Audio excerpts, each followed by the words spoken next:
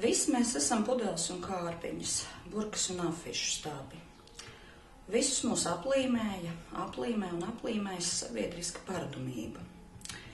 Jo etiķete ir cilvēku pazīšanās zīve. Tev ir plats gabardīna mētelis, tu esi savējais. Tev ir tetovējumi uz rokām un krūtīm, tu esi mūsējais. Tev ir ģitāra un pinkaina mati, tu esi mūsu puika.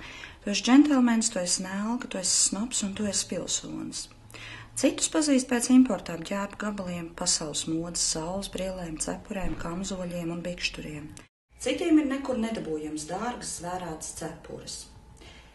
Bet pienāk laiks, kad tu kasi to visu nost un kļūsti tīrs, kā no sākuma bijis. Es ilgi mocījos.